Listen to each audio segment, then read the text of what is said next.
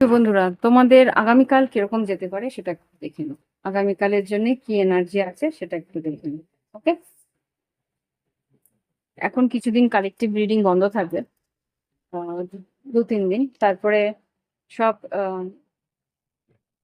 রাশিগুলোর মান্থলিগুলো বেরিয়ে গেলে তারপর আবার কালেকটিভ রিডিং করবো। তো দেখি এবার, এখানে কিছুটা লাভ লাইফের এনার্জি তোমরা পেয়েই যাবে।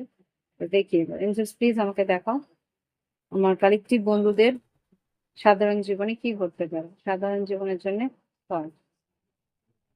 10 অফ পেন্টিকেলস, পরিবারের মধ্যে বেশ একটা ব্যালেন্স থাকবে, দুজন দুজনের মধ্যে একটা কর্মক্ষেত্রেও একটা ব্যালেন্স রাখার চেষ্টা করো। কি বলছো সেটা বুঝে বলবে। ঠিক, তোমার পরে কিন্তু তোমাদের বসেদের নজর আছে। আর এখানে পেজ অফ সোর্স, আর সন্তানের দিকে খেয়াল রাখা যায়, যদি সন্তান থেকে থাকে তাদের দিকে খেয়াল রাখার চেষ্টা করো। আর কিছু হয়তো ভ্রমণ হওয়া দিনের শেষের দিকে হয়তো ভ্রমণ হওয়ার সম্ভাবনা আছে। ওকে, বা কোথাও বেড়াতে যাওয়া বা কোনো একটা আহ, কোনো ওকেশনে যোগদান, এরকম কিছু। Okay?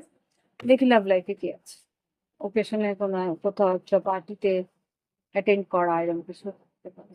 লাভ লাইফে কি ঘটতে পারে দেখি। লাভ লাইফে আমার সাধারণ জীবনে, না, লাভ লাইফে আগামীকাল আমার কালেক্টিভ বন্ধুদের জীবনে কি ঘটবে, লাভ লাইফে আগামীকাল কালেক্টিভদের জীবনে কি ঘটতে পারে। পাওয়ার, কম্প্যাশন, ওকে, কম্প্যাশনটা উল্টো দিকে আসছে, রিভার্স। আর কি বুঝতে পারছি। হুম, হুম, আচ্ছা, এখানে যেটা বুঝতে পারছি, তোমার পার্টনার হয়তো ওভার পাওয়ার হতে পারে তোমার দিকে। তো এখানে কম্প্যাশন, ভালোবাসার সম্পর্কটার মধ্যে একটা আবেগ বা একে অপরের প্রতি একটা সহানুভূতি যেটা থাকবে না, সেটা একটু ল্যাকিং থাকতে পারে আগামীকাল। হ্যাঁ, সেঞ্চুয়ারি তোমার ওর প্রতি যে একটা ইমোশনালি অ্যাটাচমেন্ট ছিল, সেটা একটু হ্যাম্পার হতে পারে। হুম, কিন্তু সময়ের সাপেক্ষে আস্তে আস্তে ঠিক হয়ে যাবে। কালকের দিনটা একটু হয়তো সেরকম থাকবে। লাভ লাইফের পর দেখবো গাইডেন্স, ওভারঅল কালকের জন্য গাইডেন্স।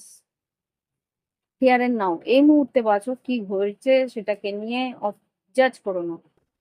ট্রাইব, ট্রাইব যেটা বলছে, একটা গোষ্ঠীর মধ্যে, একটা সমূহের মধ্যে কখনো না কখনো একটু ভালো মন্দ হয়। হ্যাঁ, ক্লিন ইট আপ, মনের মধ্যে সেটাকে জমিয়ে রেখে নাও।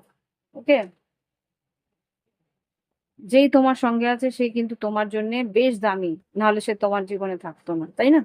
তো সুতরাং যা ভুলচুক হয়েছে সেটাকে ঝেড়ে ফেলে দাও, আর নিজেদেরকে নিয়ে এগিয়ে চলো। ইয়েস, হায়ার পাওয়ার, ঈশ্বরের সঙ্গে, ঈশ্বরের নাম নেবে, যা কষ্ট যন্ত্রণা সবটাই বেরিয়ে যাবে। ওকে, তো এই হচ্ছে কি রিডিং। ভালো লাগলে অবশ্যই লাইক দিও, কমেন্ট করো, সঙ্গে থেকো। আর thank you for watching my video. Bye bye, have fun, ভালো থেকো।